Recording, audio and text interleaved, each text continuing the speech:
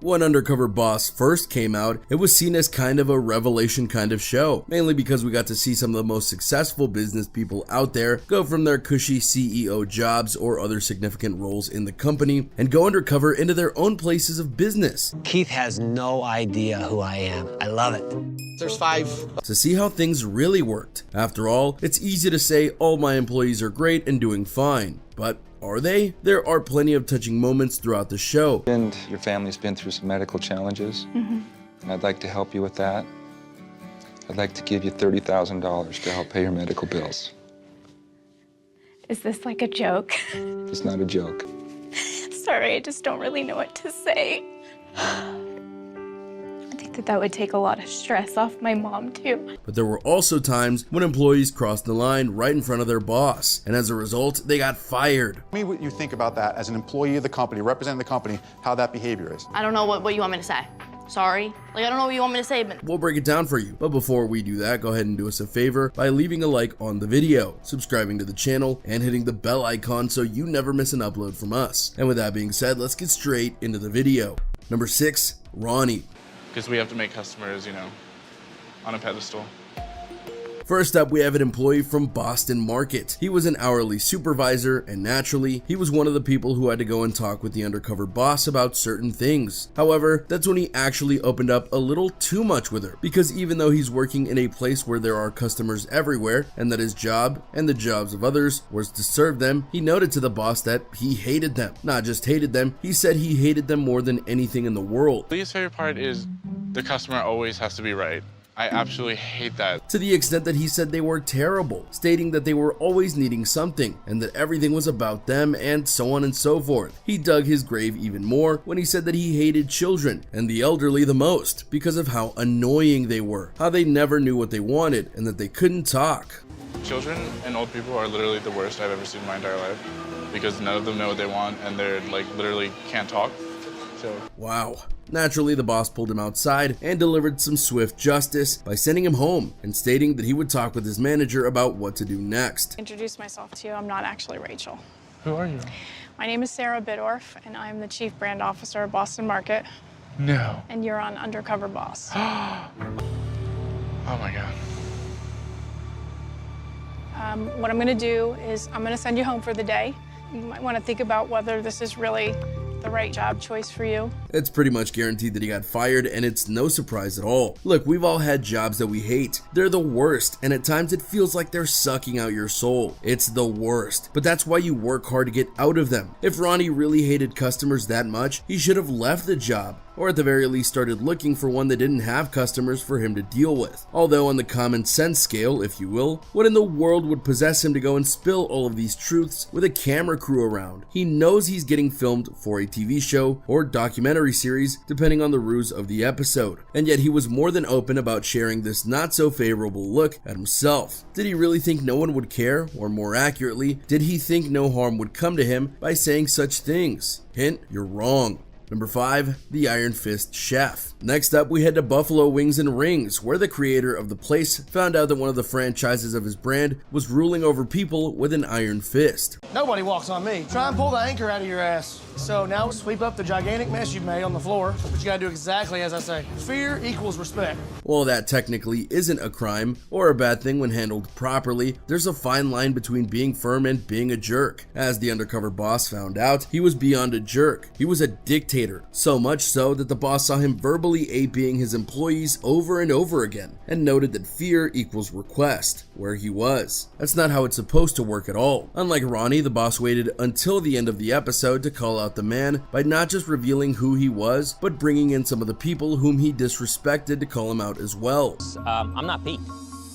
Clearly, yeah. My name is Nader Masadi, and I'm the president and CEO of Buffalo Wings and Rings. There was a time where he did everything I asked. If I needed him to come in on his day off, he was there. But because I'm opening a second store, the past year I haven't been around. You won't never listen to anybody. You're not going to talk to me in a bossy or degrading way like you do like everybody else? I think I would have a better chance at success if we separate ways. Okay, so I'm gone then. This led to the boss giving the other employees the opportunity to decide what to do with him, and they asked for him to be separated from them, and the man couldn't believe it. The boss knew it was the right thing to do, as the man was completely rigid in his beliefs, and even when his wrongs were presented to him, he made it clear that he wasn't at fault for anything that happened, except he was, and thus he was gone. Number 4, Renee. If we can be honest here, we're sure many of you out there swear, and that's your choice as to whether you do that or not. However, when it comes to your job, you likely know when to use it and when not to. For Kendall Jackson Winery's boss, he went and had a ride with a driver named Renee, who fairly noted that every job has its pros and cons, something we can all relate to. Then he went on a profanity-laced tirade about his managers. People in the office think the drivers are lazy or do this or do that. Right. The drivers think that the people in the office are lazy, do this and do that. Yeah.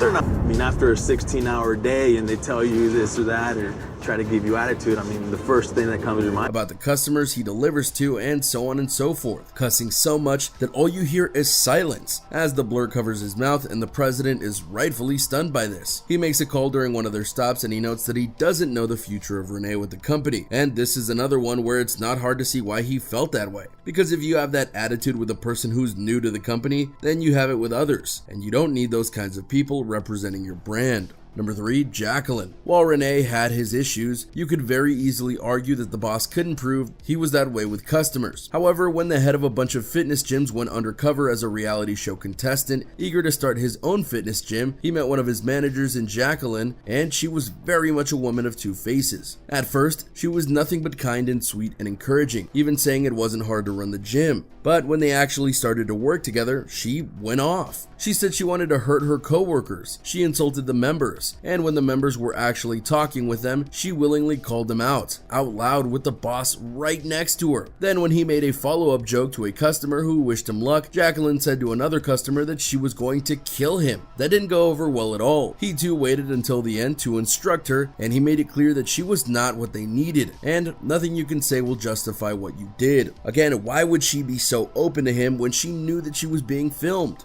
Number 2, the AB manager. Next up, we have another case of a leader doing everything but their job. The CEO of the restaurant chain Checkers and Rallies was in one of his stores as a new employee, and it became really clear that the manager was a monster, to the extent that he was barking orders repeatedly and overall being AB to his employees, even being caught on camera, saying that if one of his employees had overtime, they were going to take them outside and beat them up. Who does that? The CEO was so livid that he took him outside, berated him, and noted that you don't belong in that restaurant. So he literally shut it down right there on the spot so that those employees wouldn't have to deal with him anymore. That's a decisive action, and one that we can really appreciate, as it showed that he cared for his employees more than he did about the man in charge. Number 1, Aaron the delivery driver. Finally, we have a driver for Donato's pizza chain. The CEO of the chain went undercover and met Aaron, a delivery driver who at first seemed to be the best driver she could hope for. He was fast, he got things done the right way, and he seemed to like his job. But then he admitted one of the perks of the job was to deliver on campus, where he would see some weird things. Naturally curious, the undercover boss asked what he meant by that, and he noted that many times they would smoke pot, which in and of itself was not his fault, but then he said they would invite him in to smoke with them, and he'd do that. Then he'd get back in his car and do more deliveries at work. She was so angry with him that at the end of the episode, she made it clear that he had admitted to something illegal and that she had to let him go. And there you have it, everyone. A look at the times when the undercover boss people had to go and fire people because of their behavior, antics, and so on. Which of these firings do you remember watching and feeling they deserve to be fired? Or in your minds, did they deserve to be fired? Do you remember other people who you wished were fired for their behaviors or antics? Let us know what you think in the comments down below. Be sure to subscribe, and we'll see you next time on the channel.